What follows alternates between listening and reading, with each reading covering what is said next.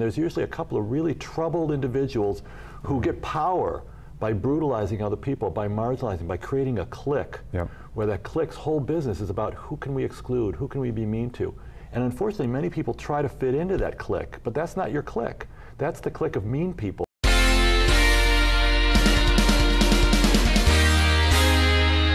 Did you ever feel as though you didn't fit in or didn't belong? Did you ever go to high school or elementary school? Or maybe you have issues at home or work. If so, you'll enjoy my guest today, Dr. Leonard Felder. He's author of Fitting In is Overrated. You'll find out why sometimes you're better off not fitting in. And later, musician Don Herron. He's always marched to the beat of a different drummer. Great to have you here today, Dr. Felder. Good to see you. Well, I enjoyed this book. You know, I think a lot of people have felt at some point that they probably didn't fit in. Yeah, some of the most creative, amazing people, the most successful people, at some point in their lives they were excluded, they were marginalized, they had to find out who are they, who are my support teams, who's my tribe. When they find that out, then they do become successful. And you give a lot of examples of some famous people, everyone from Galileo to Oprah, who did, had issues at some point. But when I mention high school or elementary school, I think with a lot of people, it starts at a pretty young age. Oh, it can be so vicious. middle school, high school, there's usually a couple. Why do people always think little kids are innocent and nice at nature? Because you know what happens, as you were saying. What are they really like in school? Vicious? Well, sometimes it starts even earlier. Sometimes a kid who's creative and unusual and just a little bit different gets picked on in preschool or early on, but definitely in junior high, high school, it's vicious. And there's usually a couple of really troubled individuals who get power by brutalizing other people, by marginalizing, by creating a clique, where that clique's whole business is about who can we exclude, who can we be mean to. And unfortunately, many people try to fit into that clique, but that's not your clique. That's the clique of mean people. You want to find out who are the people who really honor your gifts, your creativity, your being different. Who are the people that will absolutely back you up in a situation where you're nervous or uncomfortable. And then you're going to be very, very successful because you've got your team put together. So how do you find your team or put it together if you're in that situation, especially for high school or elementary school? Well, the first thing is to break the addiction of trying to break into a clique of mean people. I mean, a lot of people think that's the people they have to be accepted by. No, that's the people who are in the business of excluding people. And then you look around and say, who's someone who has an interesting vision like I've got an interesting vision? Who knows compassionately what I've gone through and what I also appreciate what they're going through? What's the kind of bond that we can form with each other? And that bond can last for a lifetime. I've known people who, when they found their 1, 2, 3, 4, or 5 really beautiful kindred souls, those friendships last for a lifetime. That thing that goes on with the inside clique, whether it's in school or in a condo association or even in a senior citizen center, those friendships don't last. Every day they're shifting as to who's the queen bee and who's the alpha male. Well, and when you talk about, again, the idea of in high school or the popular kids in school, when we all know a lot of those times, the stereotype about they go on to work at, well, I'm not knocking 7-Eleven, but you know what I mean? They go on and the popular kids in high school a lot of times, where I grew up, stay at home, don't really necessarily amount to much, whereas the ones who maybe didn't fit in are the ones who go off and later, because if you do something, I mean, if you're somebody who's like Galileo, I mean, you're going to challenge the mold or the way things are, so you probably won't fit in. Right. I mean, we've just been through an election where an outsider had both the ability to honor what makes him an outsider and also to find out how to make coalitions and alliances with people who are on the inside, but they have something about them that also makes them open to being an outsider. One of the mistakes people make is they look at a group and they think everybody in that group is totally alike, they're totally going to exclude me, and it's not true. There's 1 or 2 or 3 people in that group who have had some woundedness or some pain or something about them that's different or someone in their life that's different. They're going to reach out to you if you connect with them. But if you've got a chip on your shoulder, and a lot of times in Fitting In is Overrated, I talk about how to get the chip off your shoulder that causes you to be even more alienated and isolate yourself from people, that's not what works. What works is to figure out, is there someone in this clique or even in this group or even in this outsiders group that I can bond with? Go one-on-one to lunch with them, go one-on-one in a conversation with them. That becomes an ally that you can use in all sorts of situations. Well, and I think you also hit the nail on the head when you said that, let's say the school bully or somebody, that a lot of those people, if you look beneath the surface, I mean, really do have issues or problems that they're dealing with. I mean, it's not, they might seem to be invulnerable or something, but really, again, people don't often buy this, but it's a sign of weakness more than strength. I mean, it really is. There's some major issue going on there. No, if someone in your family or in a workplace or at school or in the condo association or wherever it is that you live in your neighborhood If they're in the business of trying to gossip about people, trying to put people down, trying to exclude people, you have to find out what's the alcoholism or the brutality or the perfectionism in their family that they've never lived up to. What's the pain that's causing them to unload on other people? Maybe they were insecure at an earlier age, and now they're lording their power over people. That's probably not going to be your ally. Your ally is somebody who's really got the same kind of compassion, vision, creativity, uniqueness that you've got. And you've got to first honor that about yourself. Groucho Marx said, "I would never join a club that would have me as a member." And that's unfortunate, because that means you're not going to join the clubs that really would honor you. But if you're willing to absolutely form or join or go on the internet and find out who are the people who are struggling with the same stuff I'm struggling with, that builds up support. Now you can not only have a mentor, you can be a mentor to other people who are struggling with a similar issue. A lot of the stories in my book, for instance, the mayor of Los Angeles, he was really, really an outsider at school. He had back problems and he couldn't be a jock. He had learning disabilities, he had ADHD, he had stuff going on with his family. He was a pissed off young guy. But there was a counselor who was an outsider, a guy named Herman Katz. Herman Katz said, "I'm going to pay for your SATs. You are going to go to college, even though you don't think you're going to go to college." And Antonio Villaraigoso became both a leader because he had all this energy. Once someone honored him for his energy, a lot of times ADHD people and dyslexic people and people who have all sorts of issues, they feel like no one will ever help them succeed. But then you find somebody who struggled with those same things in their life. And they love you for it. They say, "You're really smart even though you've got ADHD or you've got dyslexia or whatever it is you've got. I want to make sure that your path gets a little easier." That's your ally. Well, and the mayor also, admitted that really made a big difference for him, the fact that somebody, stepped forward and was willing to help him out in that kind of way, which I think, is understandable. But let's say if somebody doesn't come forward, you do have ways of finding, as you say, well, it's kind of a combination of things. Maybe if you have the chip on the shoulder, like you talk about the one woman in the church group who knew that they were vicious, or she always felt that there were power struggles or didn't feel like she fit in. But you showed there were ways to kind of break into the clique or become, by volunteering, I think, or helping out and kind of getting to know people. Yeah, I said to this woman, I said, "Why don't you become the welcomer that no one was for you? Why don't you be the change that you want to see?" As a Gandhi quote. And so she became the welcomer at her church. She formed the committee, she started it. She became the person who welcomes in the outsider. Pretty soon she had a coalition of lots of outsiders, 10, 20, 30 people that really bonded with her.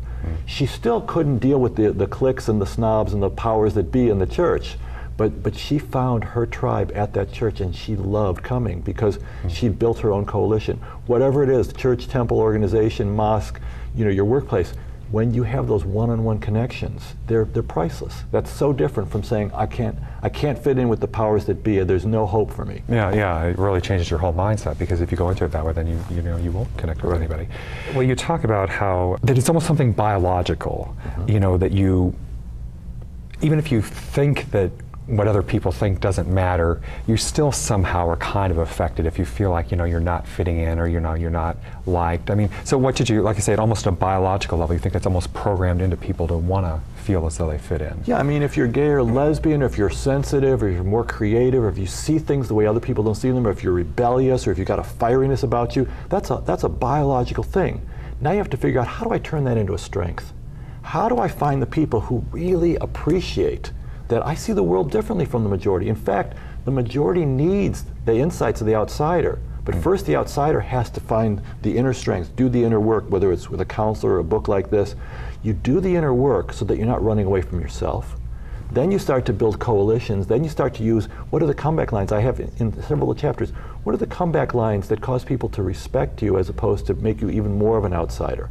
And when you learn those comeback lines, when you learn how to stand up for yourself, not in a way that alienates people, but in a way that makes people say, wow, this person's got strengths, got integrity, has great ideas. Maybe we're making a mistake by closing off, you doing groupthink and closing this person out. We'll be right back.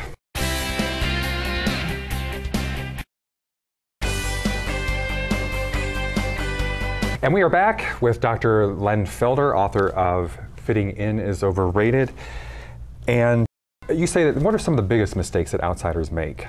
Well, the first mistake is if someone thinks that the group isn't going to accept them, whether it's the group at work or the group in your family, whoever the insiders are, if you think they'll never accept me, that shuts you down completely. Or if you think I have to get in their face and I've got to change all of them, that's going to get you in trouble. That's going to be a chip on your shoulder that's going to cause everybody to say, whoa.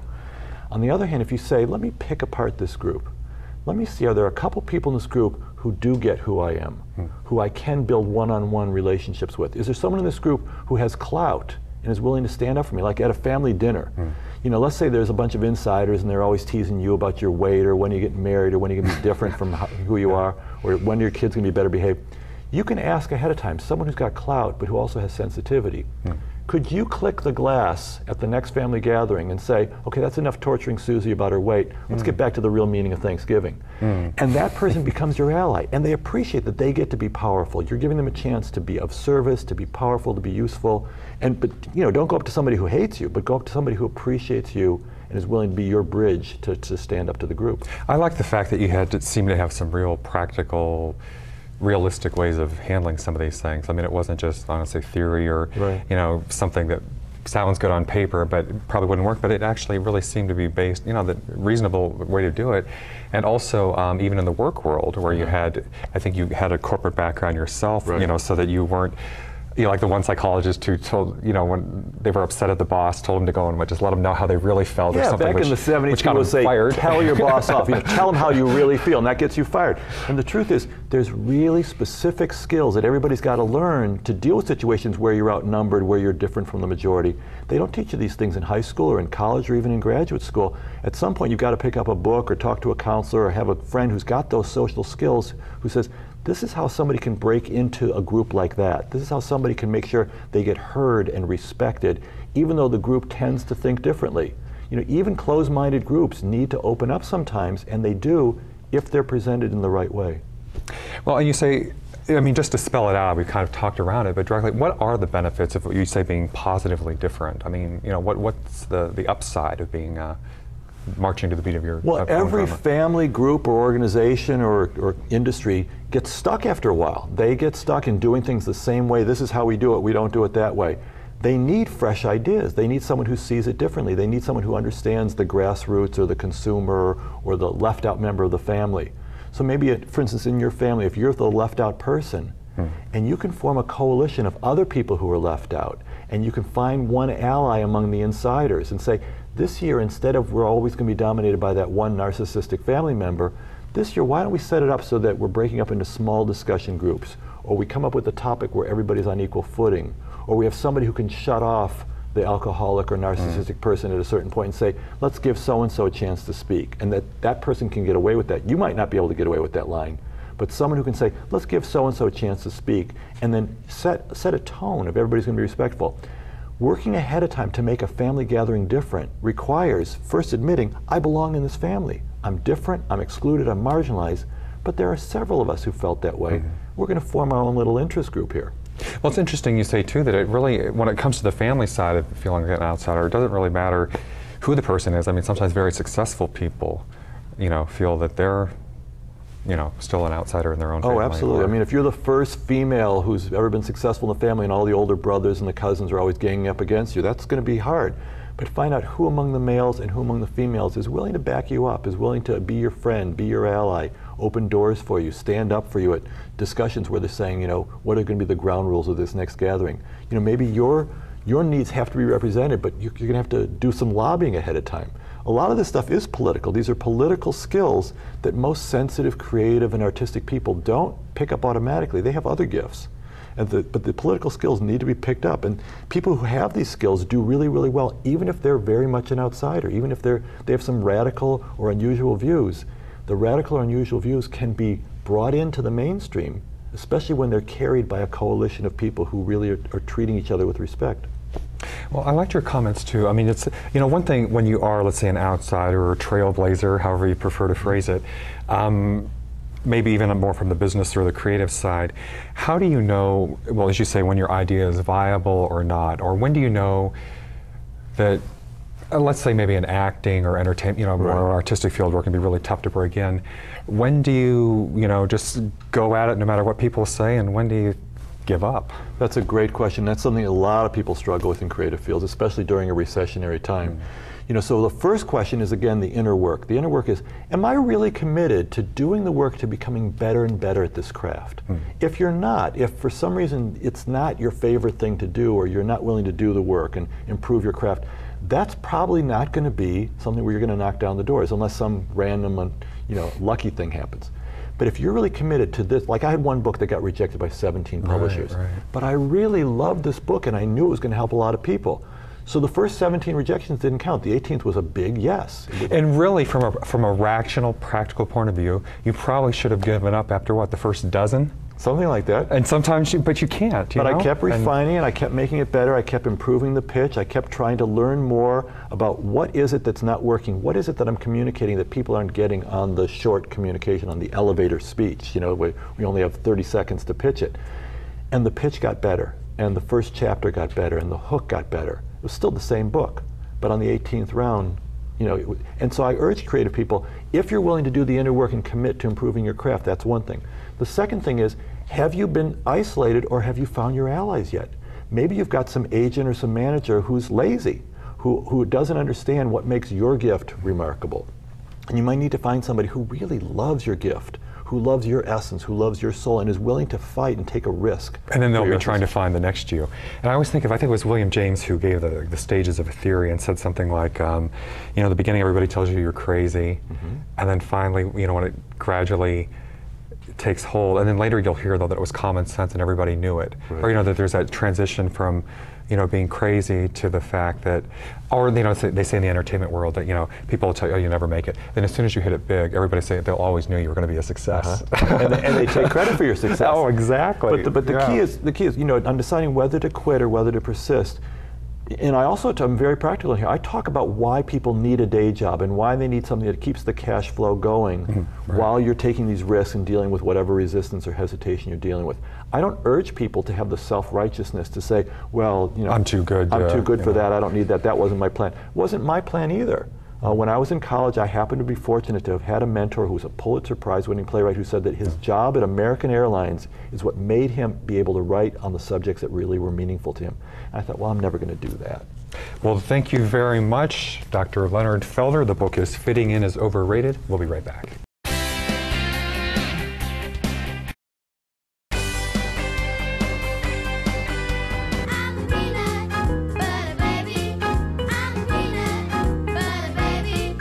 If you told me, when you grow up, you're going to introduce music to children. I said, you're right. Adults often, they miss it because they actually think, well, when you're an adult, you're not supposed to do this. It's just an unwritten law. And we are back. Joining me now is Don Herron, a musician. Great to have you here. You say you never, well, people sometimes don't take you seriously because, number one, not only being a musician, which is, in the entertainment field, which would be hard to achieve success, but also your work with, your musical style, but also what you do for children. Sometimes people don't get it. Right. What don't they get? I think they don't get, children, music is music. Music has different styles, different flavors, different styles of music. But I think people don't always understand that children's music is viable music. There's a lot of money to be made in children's music, a lot of opportunity in children's music, but that's the same. We were talking beforehand about some of the children's programming and stuff. Right, a lot of movies a lot of movies are made with children's music. I mean, it sounds like children's music, but it's cartoon music. It's music that puts background to certain things, or different styles of music for country western. It's all music. Did you have support from your family or friends? Did people think you were crazy for wanting to do that? Saying, how can you make a living doing that? Or as long as you stayed in mainstream, jazz is mainstream, pop is mainstream, blues, R&B, hip hop now is mainstream. So they got part of it, but not children's music. Not children's music, not so much children's music. That's outside of mainstream. So it's like a lot of times, as well as you play, as they say, hey, as well as you play, Don, why would you play that? That doesn't sound like that'd be where you're going. But I guess my personality mixed with the music, because I always heard musically differently. I heard music differently. I could hear, I could see a scene or a show or somebody walking and understand music goes there, where another person might not think that music goes there at all. So how did you know to stick with it, or stick with your guns or your artistic vision? If you're seeing the music differently and people don't see it or don't get it, how did you decide you weren't wrong, or that you had something you should stick with it? And how did you? I kept trying to give up. Trying to give up. Ooh, I tried to give it away, and but you couldn't. I couldn't, and it wouldn't go away. So that's kind of one of the signs that that kind of what you're about and who you really are. I mean, I played tennis. I did play tennis. But I played tennis to kind of get away from music because I went to school, tennis scholarship. So you were good. I was pretty good. Pretty good. I was pretty good. Professional, I was semi-professional. You know, we kind of at that. But music stayed there. It didn't move, didn't go anywhere. And I was like, oh my goodness, I've got to deal with the music again. So after tennis, you back to music. I love music. I always did. But I always wasn't sure I want to do this because of the, a lot of times music is can be a hard field. Everybody thinks that get a real job. Right, exactly. That's not a job. Right. Well, actors face that too, of course. Everybody thinks, how it's such the odds are against you. Acting, same thing. Yeah. Right. So. Well, so now Dr. Felder talked about having kind of the day job sort of thing where you can still be true to your art and do. Did you find a way? Because on the one hand, some people feel like no, they can't work at Starbucks because that's selling out their soul to corporate America, or how did you were you able to juggle, or did the tennis do that in itself? No, or were you okay? It's hard when you're a musician, and I think most people just say get a job, okay, because music's not going to pay for so and so, and then I played for church and everything, but so that did help. Playing for church on the weekends, that did help. I was a pretty good musician and pretty good church musician, but however, a lot of times people in church, you need to get a real job, and I'm like, God, well, you get a real job, So most musicians play bars, you can play like joints like that. I play with a band. Sometimes that does supply some musicians need. But I was fortunate that after giving up so many times, and many years passed, when I realized that I just was going to give it up and forget it. And all of a sudden, I had music students, things like that, and then that just seemed to not work. And one music student came over and said, well, don't you try this job at this school? And I did. I went to this job at this school, and they thought it was fantastic, which I was quite surprised. So I ended up having a job doing music, and that's music. Oh, so they hired you as as a teacher, or yes? Okay, and you also do you still teach music? I still teach music for children. I see. Okay. And before then, I even did a restaurant job, playing bar piano, that type of thing. So you had your gigs, and well, Dr. Felder in the book tells the story of Macy Gray. I don't know if you're familiar with that, but it was interesting. She also came close to. It was amazing. She had record deals and lost them, or they had albums and didn't come out. But she, like you said, she tried to give it up apparently, or but couldn't, and came back and. Right. So what would you say to somebody who wants to be a musician or in something more of the creative field, where you never really know how it's going to go in advance? If it doesn't go away, you've got to pursue it, even if you got to pursue it alone. A lot of times it's a lonely thing. Everybody wants a job. I always tell people there's a difference between a purpose and a job. A purpose is just so much different than a job. Everybody wakes up, I just want a job. But I think built into your purpose is a job. And success is built into your purpose. Not just a job. Everybody just get a job. You go from this job to that job, but your purpose wants to maintain itself. Yeah, but a purpose wants to maintain itself. It wants to help you be who you really are supposed to be. Well, I know it sounds maybe cliche to say, but when they say do what you love, I mean, I don't know how you can follow anything else in life if you're going to, Yeah, you could do what you love. And I found out it's tighter than that even. You can love a lot of things, but multi-gifted, you can have several gifts. Which one of these is right? I love jewelry. I make jewelry. I love the jewelry I make. I think it's the best jewelry I've ever seen, but I make jewelry for men, but because I like, men. So how did you know the difference though? Where the jewelry was something you do for you, but music was something that you do for others too, or that you would really put out there? It was hard to tell because I like them both, but music came much more natural. But I think if you have a gift, all gifts almost lend themselves to you have to study even though you have a gift. That gift is calling for you to study, educate yourself about the gift. Well, we're almost out of time, but I just want to give, is there a plug we can give for anything that you're up to with your music? Yes, I have a musical children's foundation, which we try to promote children that are musical to be, to continue their education in music. And then January '09, I will have a children's CD, brand new children's CD out with children. It's called I named it CD yet, but it's Peanut Butter Baby, and we had fun in school today. All right, well, I will check that out. Thank you very much, Don Herron, and also I'd like to thank Dr. Leonard Felder, fitting in as Overrated. Thanks everybody for watching. We'll see you next time.